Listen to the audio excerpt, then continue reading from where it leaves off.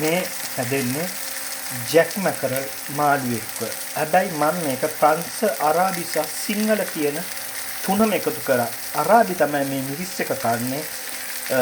සාමාන්‍ය මේ මාළු එක කන්නේ මැකර ගොඩක් කන්නේ ප්‍රංශ අය. මම ඒකත් එක ප්‍රංශ ප්ලේට් එකකට හරිකෝ වර්ත් මම ඉදා කියලා දුන්නා කොහමද පම්බ ගන්න කියලා. ඒකත් එක්ක සුදු ලුණුයි ගම්බිරිසුයි ලුණුයි දාලා මම මේ කියන්නේ ගොඩක් උගන්වන්නේ ඔයගොල්ලොන්ට හදිසියකට කෑමක් හදාගෙන කන්න මිස ලොකු කතා නෙමෙයි. ලොකු කතා පස්සට කියලා දෙන්න. තනි කඩේකට කවුරු හරි ගෙදර ආවම විශේෂ කෑමක් හදාගන්න කියන්නේ ග්‍රිල් කරගන්න. කොහොමද? මම ග්‍රිල් වැඩ තමයි දන්නේ.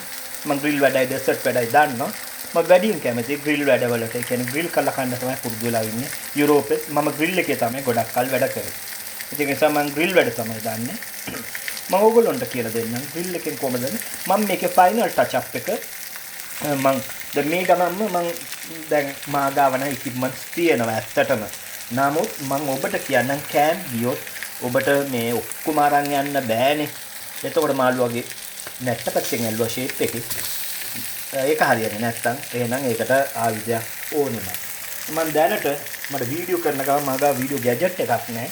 ඒක නිසා මම PM හරවනවා. ඒක ඇත්තට හොඳ වැඩක් නෙමෙයි.